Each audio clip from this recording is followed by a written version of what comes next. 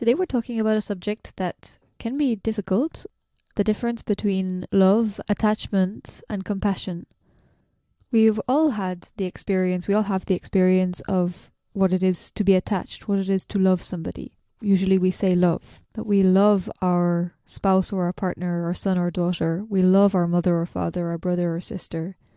When our love is very strong, when we care very deeply for somebody, we feel like they are as important to us as life itself, that when they are happy, all is well. When they are sad, the world is full of sorrow. They are like our most precious thing, the thing that we most fear to lose. And in the world, the highest known value is this love. The greatest aspiration is love. And what we call love is, we see it as like the supreme blessing, the purest kind of joy. And we think it's a wonderful thing. But is it really a wonderful thing? Is it really a good thing? What do we love in the other person so much? What do we love about them? Is it their appearance? Is it their qualities? Is it their abilities? Or is it something else? What is it? Why do we love them?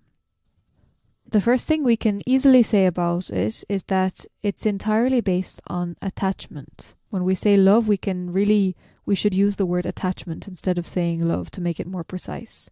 What does it mean to be attached to another human being? And does it make us a good person to be attached to somebody else?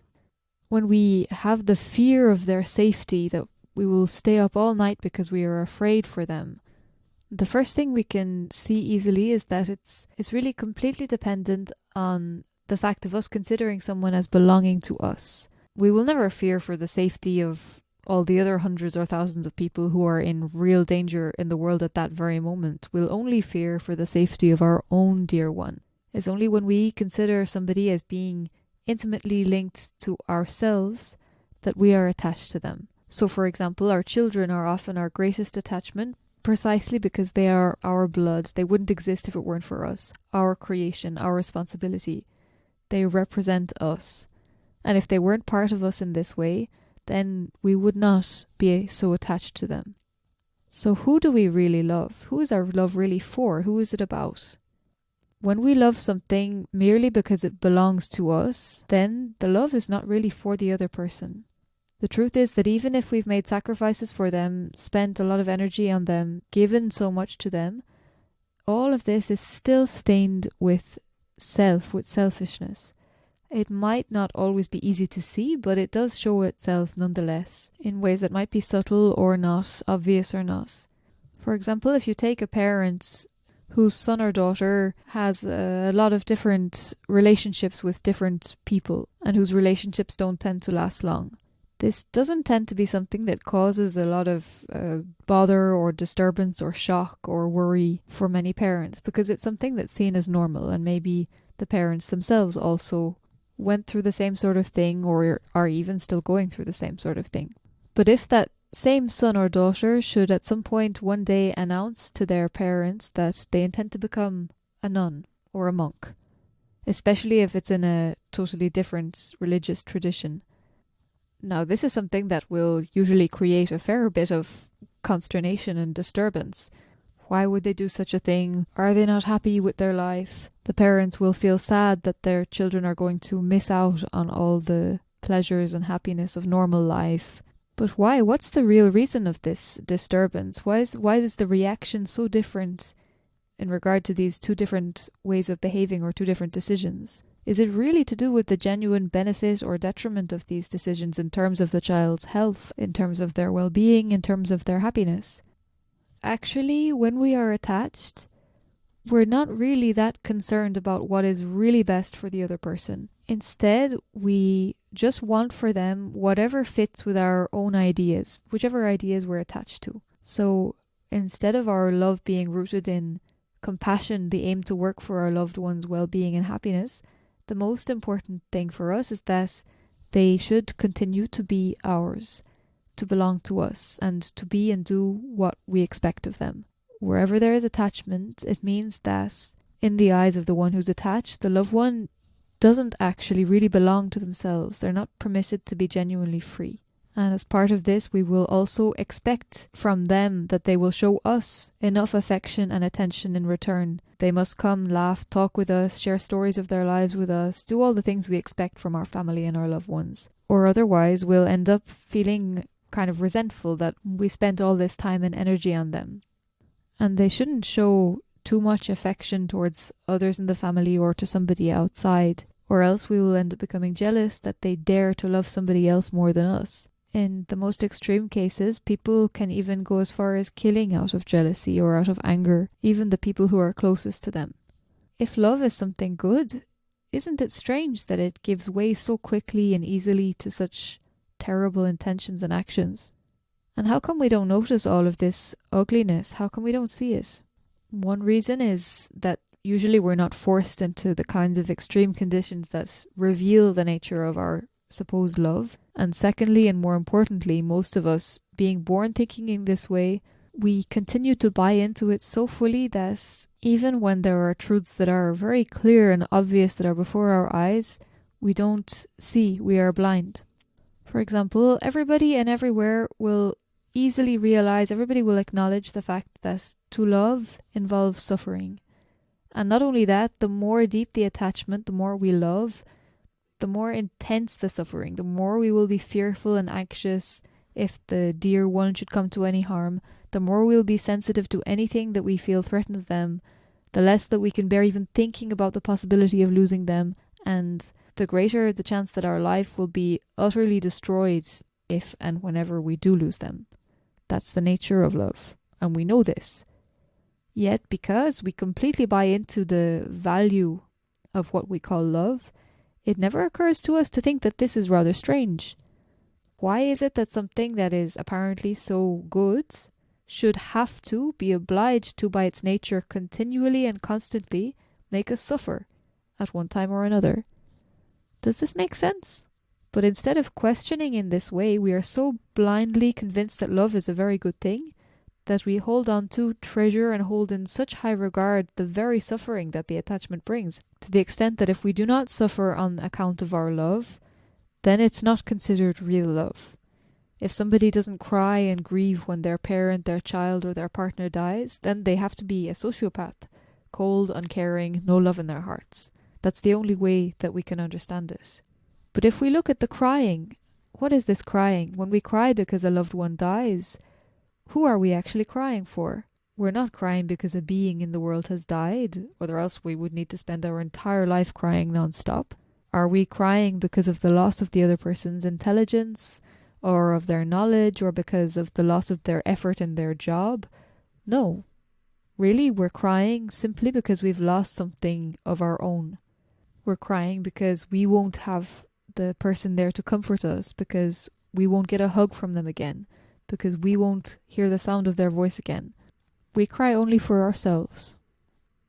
On the other hand, it's also completely mistaken to think that somebody who is unattached and who doesn't cry, let's say when a relative dies, is thereby necessarily cold, uncaring, unlovely. In fact, the truth is that when we let go of attachment, it's only now that we can be full of compassion, real caring, real love, but it will be compassion and love that is pure, that's not stained by selfishness in this way. So when we let go of this attachment, it's this love and this compassion that we're practicing for, not to only love ourselves, but to really be able to have compassion for others. So what is compassion? And what can we genuinely call love? Because we can't call this love that is only attachment and that is only about ourselves. The compassion that is pure and that is also the base of what we can genuinely call love, it's not something that is easy or free or kind of automatic. It actually goes against all our habits. It goes against attachment. Real compassion, it has to go beyond our normal tendency to care for and like what pleases us and to despise what displeases us. Suppose that you're in a train and that in the train there is a homeless man at the back.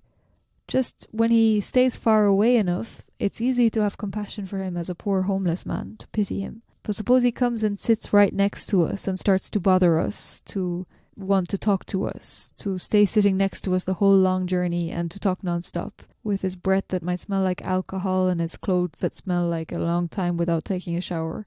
Then where does our compassion go? If it becomes harder to look at the man with goodwill, compassion, friendliness inside us now, why is that? So if we want to have real compassion and practice genuine goodwill, we have to know that it has nothing whatsoever to do with our own feelings about something or somebody, about what bothers us or not, or about what we are automatically drawn to. It does not discriminate between those that we like and those that we don't like, between our family and the rest of the world, or even between those that do harm and those that do good, because we have to understand that the one who does harm is creating so much more suffering for himself.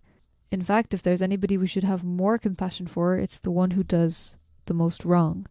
It's the one who is suffering the most and who will suffer the most.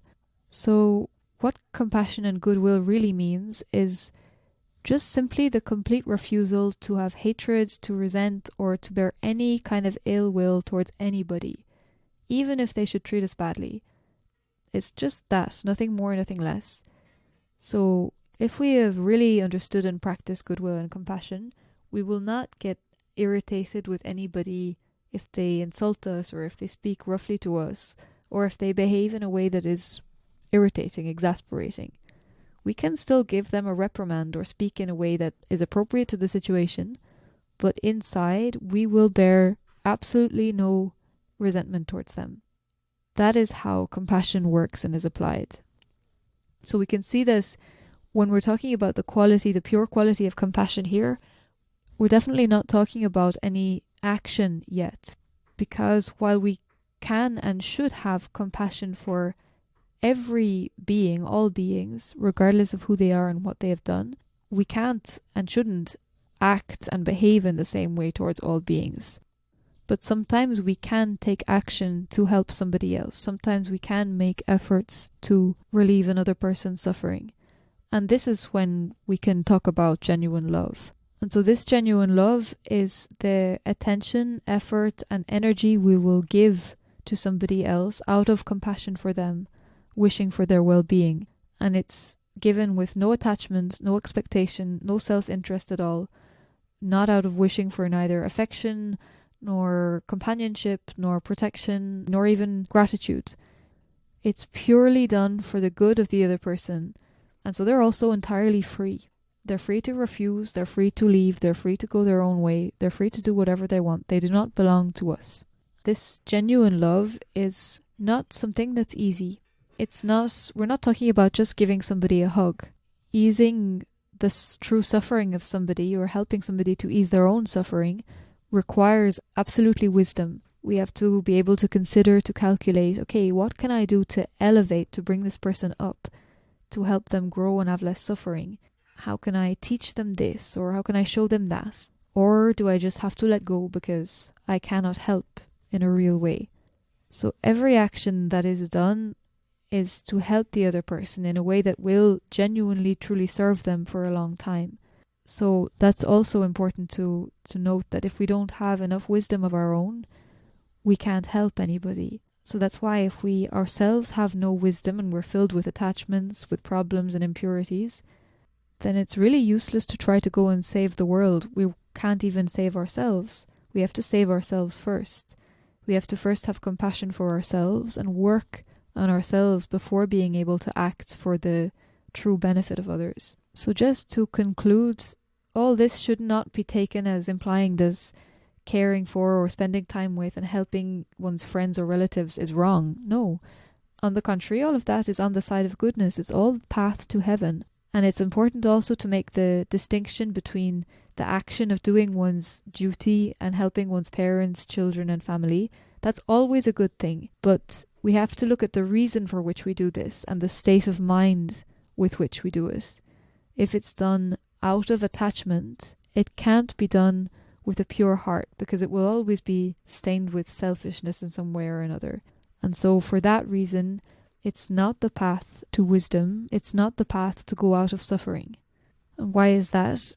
It's simply because it's full of impurities, attachment, craving. It's the path to remain in suffering. So in the end, as with everything, it all depends on whether our aim lies on the path to cause sufferings or the path to end sufferings. The end of suffering is only in absolute purity, nothing else. So when we practice on the path to end suffering, we have to look for only that which is purely good, that which has no suffering within it and causes no suffering. That's why it's only pure love and compassion that is free from attachment that we can aim for and accept.